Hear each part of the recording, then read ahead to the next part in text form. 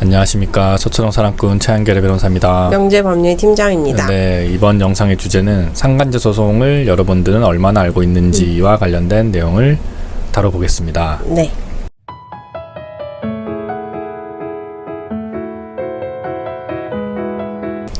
일단 첫 번째 질문. 많은 분들이 이것도 모르는 분들이 있어요. 이게 2015년도에 간통죄가 폐지됐잖아요. 그쵸. 간통죄는 아마 영원히 부활되지 않을 겁니다. 그래서 상간제 소송은 형사소송이 아닌 민사소송입니다. 그래서 경찰서에 갈 필요가 없고 경찰서에 가더라도 뭐 해줄 수 있는 게 없습니다. 네. 이제는 형사 사건이 아니다. 그 배우자의 불륜 상대, 즉 상간자를 상대로 내가 이제 정신적 피해를 받았다라고 하는 위자료 청구를 하는 민사소송이죠. 네. 경찰서가 아닙니다. 법원을 통해서 이제 진행되고 이제 민사 사건이고 혼자 할 수도 있습니다. 나홀로 소송처럼 혼자 할 수가 있는데 좀 절차의 편의성과 좀 전문성을 위해서 변호사의 도움을 받아가지고 체계적으로 진행하는 것이 아주 유리하다고 할 수 있습니다. 네.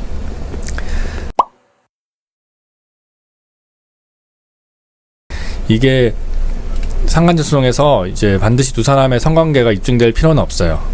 대법원 판례가 있습니다. 그 간통에 이르는 정도는 아니더라도 뭐 간음에 이르지 아니었다라고 하더라도 부부간의 정조 의무를 이제 뭐 위반하는 정도면은 당연히 부정행위가 된다.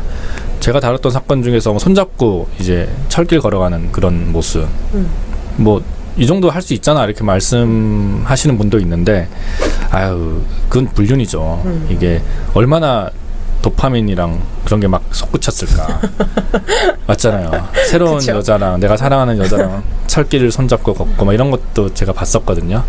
그거 다 이제 부정행위 맞고, 아무튼 그런 것만 있어도 이제 부정행위가 되고, 불륜을 입증할 수 있는 증거가 좀 충분히 입증이 된다면은 성관계를 입증 못하더라도 당연히 위자료가 인정이 되고, 또 법원은 직접적인 증거뿐만 아니라 정황 증거도 인정을 합니다. 정황 증거를 통해서도 이제 부정행위가 있었다라고 판단할 수 있다라고 하면서 다 인정을 하거든요. 모텔 사진은 전혀 없는데 뭐 집에 올라갔다 내려오는 사진이라든지 집 뭐 현관문을 같이 나오는 사진이라든지 이런 것들을 가지고도 이제 좀 부정행위가 있었다, 불륜이 있었다라고 충분히 봅니다.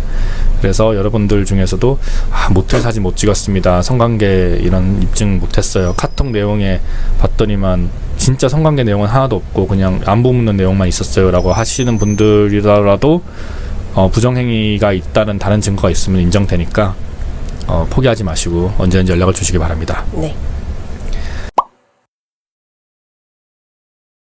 저는 제 남친이랑 동거 중인데 이제 곧 결혼을 할 겁니다. 근데 제 남친이 이제 상간자랑 바람 피는 것을 봤다. 그래서 질문 주신 분인데, 동거 중인데 상간자 소송이 가능한가요? 라는 질문입니다. 이거는 안 됩니다. 우리 이제 재판부들, 법원이 볼 때 법에서 보호하는 형태, 남녀 관계에서 결합, 남녀 간의 결합을 법에서 보호를 하거든요.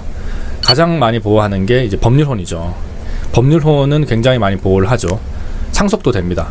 내 남편이 죽으면 이제 내 배우자는 상속인들과 같이 1.5배 더 받아가고 막 그래요. 그리고 그거보다 조금 덜 보호하는 게 사실혼입니다. 사실혼은 안타깝지만 상속은 안 됩니다. 상속은 안 돼서 이제 자녀들이 이제 컸을 때 이제 아버지 제발 도장만 찍지 마이소 막 이러거든요.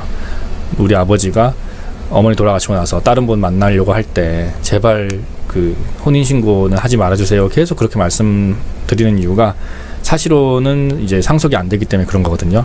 그래서 사실혼도 보호합니다. 이 재산분할도 해주고 상간제 소송도 제기할 수도 있고 여러 가지로 법에서 보호를 많이 하는데, 그거보다 좀 덜 보호, 아예 보호를 하지 않는 게 동거죠. 동거는 이제 그냥 남녀가 좀 좋아가지고 좀 같이 살아보는 거잖아요. 그거는 결혼에 이른다라고 보기는 어렵기 때문에 법에서 그렇게 보호하는 규정이 없고, 그런데 프랑스는 동거도 똑같이 보호한다라고 하더라고요. 물론 프랑스는 이제 상간제 소송이 없지만 이제 같이 법률혼이랑 비슷하게끔 애가 태어나더라도 이제 똑같이 보호해주고 뭐 여러 가지로 한다라고 하는데, 아직까지 우리나라에서는 동거 중인 상태에서는 여러 가지 법적 보호가 없고, 무엇보다 지금 상간제 소송은 제기할 수가 없습니다. 이런 분들은 어서 결혼 신고를 해라. 그러면은 걸 수가 있다. 물론 예전 거는 걸 수는 없지만 앞으로 거는 걸 수가 있다라는 말씀 드리고 싶습니다. 네. 당연히 필요합니다. 이게 이제 법률 요건입니다. 구성 요건 중에 뭐 부정행위를 할 것, 그리고 피고가 원고 배우자가 원고와 혼인 상태였다는 것을 알고 있을 것, 이런 것들이 요건이거든요. 상간제 소송에서 당연히 피고가 이제 원고 배우자가 원고와 결혼 중이다 또는 사실혼 중이다라는 걸 알고 있어야 될 거는 당연한 겁니다. 그리고 요즘 많이 쟁점이 돼요. 예전에는 뭐 나이트에서 만나가지고 이제 하룻밤 자고 이런 것들 넘어서 요즘은 어플에서 그냥 만나가지고 술 한잔 먹고 그냥 하룻밤 자고 한 달 만나고 이런 것들이 굉장히 많거든요. 그런데 이제 그때 어떻게 알겠습니까? 그래서 사람들이 모르는 경우가 많습니다. 그러면은 그거를 저희가 입증을 하지 못하면 패소하게 됩니다. 물론 이제 법원은 몰랐다라는 것을 피고가 너가 좀 입증을 해봐라라고 좀 얘기를 하는 경향이 있긴 한데, 그래도 원고가 100% 입증을 해줘야 됩니다.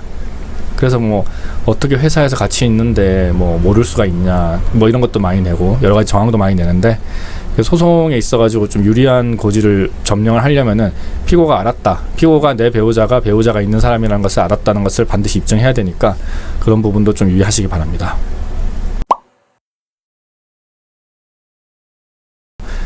절대 그렇지 않습니다. 그런 건 아닙니다. 변호사 비용이라고 하면은 이게 소송 비용이랑은 좀 다른데요.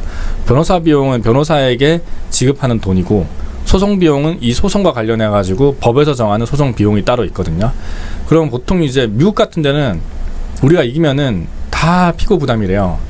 근데 아직 우리나라는 그런 쪽으로 법이 발달했다라고 좀 보긴 어렵거든요.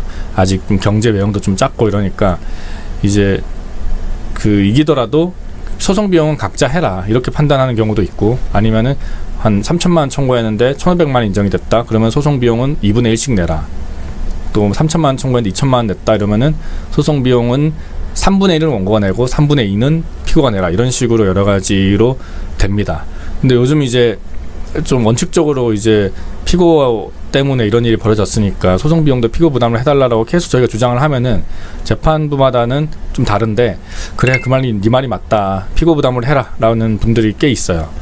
그렇다고 하더라도 변호사한테 지급한 금액을 다 받는 것이 아니라 그 법에서 정한 이 청구 취지와 관련된 소송 비용을 이제 청구해서 받을 수 있다는 거 말씀드리고 싶습니다. 네, 여러분들 뭐 소송 관련해가지고 제가 그렇게 영상도 많이 찍고 하는데 아직 다들 못 보신 분들이 많나 봐요. 그래서 궁금한 거 있다 그러시면 언제든 저에게 연락을 주시면 제가 친절하게 답변을 해드리도록 하겠습니다. 여러분 구독과 좋아요 꼭 눌러주십시오. 지금까지 서초동 사람꾼 최한결 변호사였습니다. 명재법률팀장이었습니다. 네, 감사합니다.